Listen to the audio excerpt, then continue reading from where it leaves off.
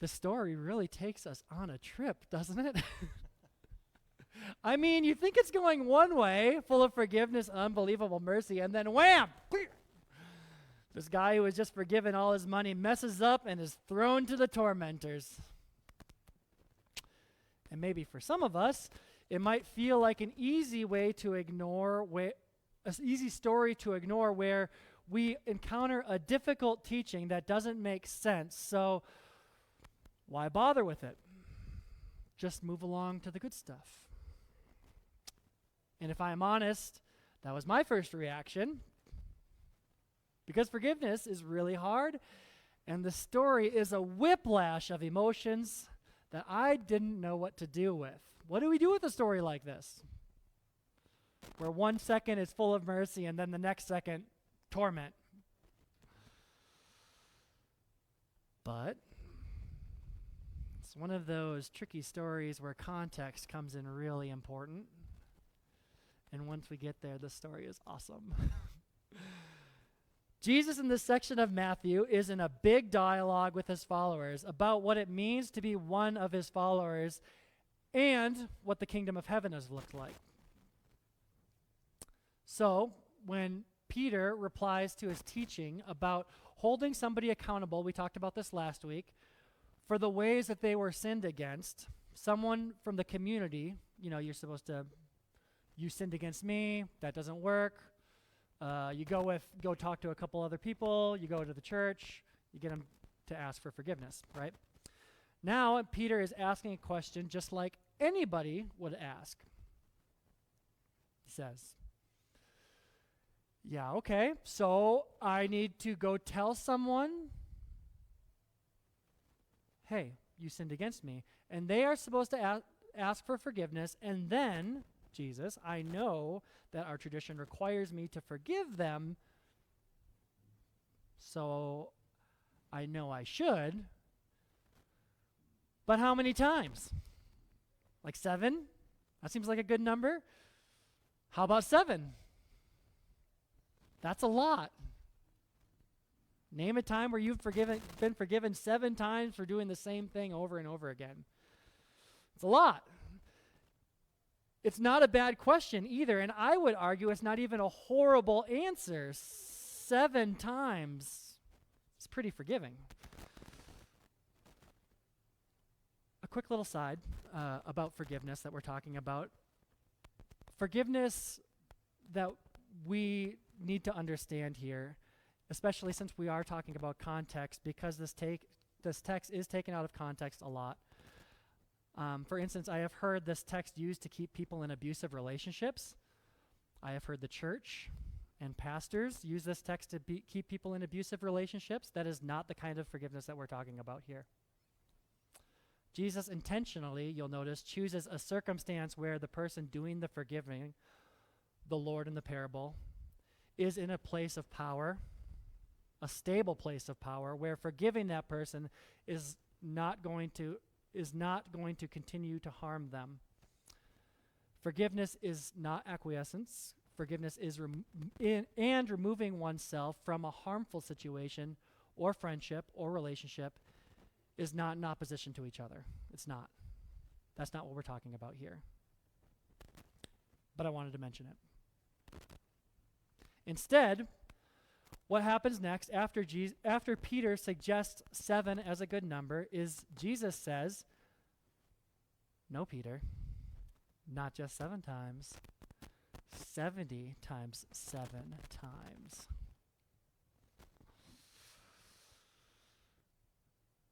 And then Jesus tells them about the kingdom of heaven. I love the Bible. It's so much fun. Okay, so this is a big, big number. It's almost unfathomable amount of forgiveness. It's like infinity forgiveness. But how did Jesus land on that number? It's a pretty unique number. It's found in 2 places in the Bible. This one of them. The second one is all the way back in Genesis chapter 4 to the story of Cain and Abel. Who knows the story of Cain and Abel? Right. Cain kills Abel. It's the first murder.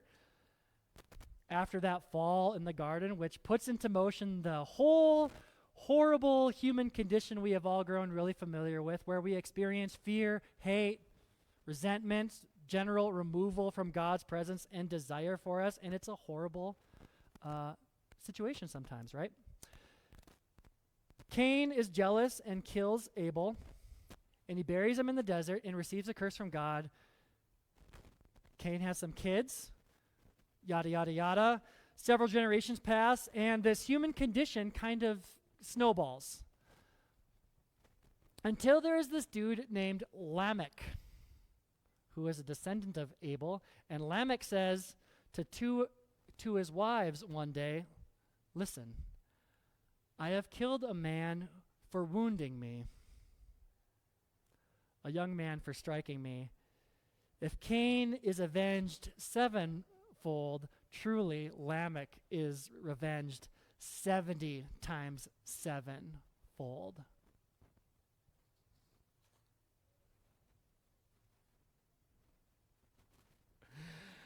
And that is literally all we know about Lamech.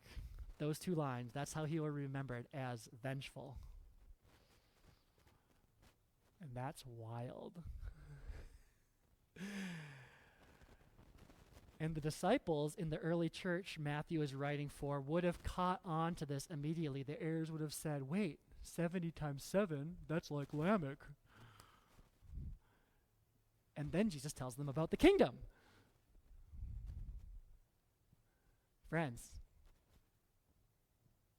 Jesus isn't giving them exact instructions like Peter is asking for, like how many actual times you have to forgive somebody legally according to the law. Jesus is offering a whole new way to be in the world that is different than the same old way that has gotten them into this mess in the first place, where they keep track of how many times somebody has wronged them and sinned against them, and where they have to let that sin sit in their gut and hold on to that wrong until they can lash out, until, like Lamech, they can seek vengeance 70 times 7 times. It's different than the Cain and Abel story, than the Lamech story, than the unfaithful king story, and abuse and hate and vengeance. It's a totally new way to live. The kingdom of heaven, the way of God, is about forgiveness and not counting wrongs. It's different than our way. And because we have tasted that goodness and know it to be true, we are to forgive too.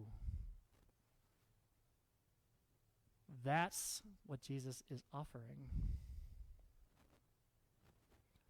And just in case that connection didn't get made, he tells them this parable. The Lord forgives this servant who has a huge debt, like billions with a B in US dollars. It's a lot. A lot. And one day it's just gone. He asks for forgiveness and he gets it.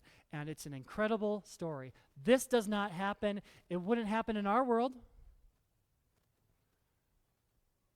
But here in this parable, it does. And then that same guy doesn't forgive someone who owes him like $5,000, even though he doesn't need the money anymore.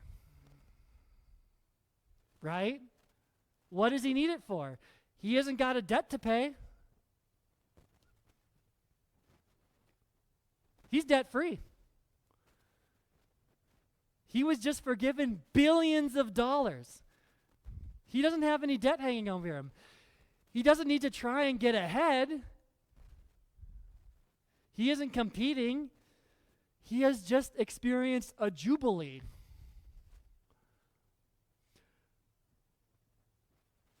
But instead of living into that, he goes after this other servant and holds him by the neck and throws him into prison. The servant who is just a little bit lower than him in the company structure. And for what? Why does he do it? Justice? Because he can? Because he hopes to get ahead for the next time? I don't know.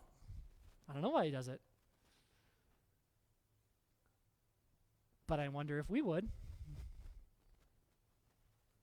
I wonder if I would.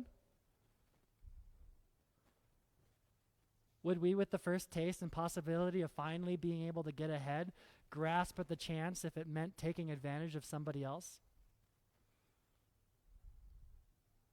Would we count the number of times we had been wronged, even though we had experienced grace? Would we, who are fully forgiven, dive right back into the melee of sin set forth by Cain and Lamech?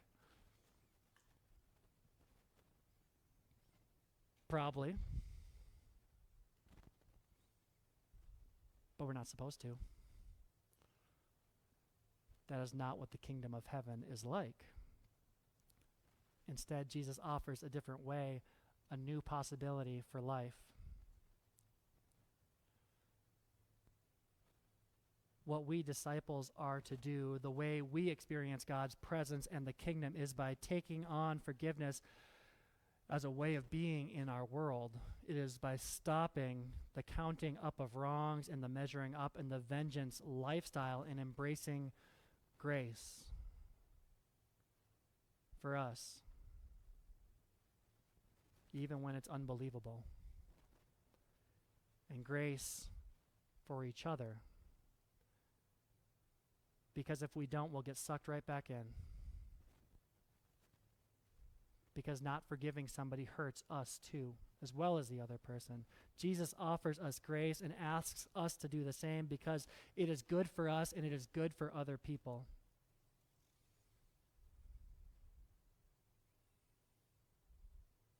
Yeah, but Pastor, what happens if we don't forgive?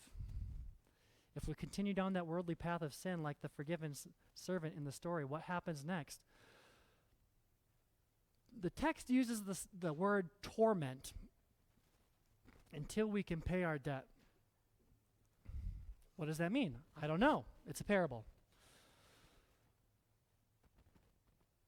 But maybe it means we get what we want. Like we will live miserable, tormented lives until we can accept our forgiveness, until we can live into that new way of being. Like if we stay in that cycle, we'll continue to experience that cycle. It does say that the servant's debts are forgiven, but he is going to be tormented first. And who can't relate to that horrible feeling they have when they hate? When they hate on their heart for somebody else, or can't get out of that tit for tat cycle, or don't know the word enough. It's not pleasant. Tormenting.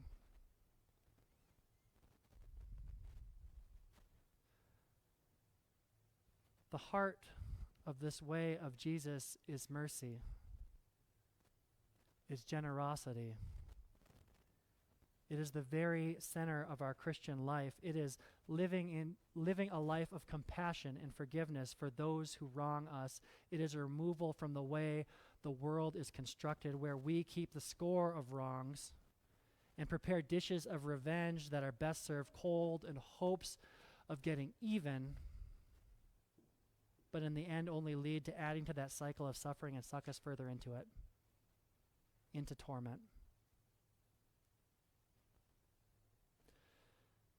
This Christianity thing, this discipleship thing, this kingdom of heaven thing, it is in leaving the way of Cain and Lamech and embracing the way of radical, strange, and unfair forgiveness found in Jesus. Amen.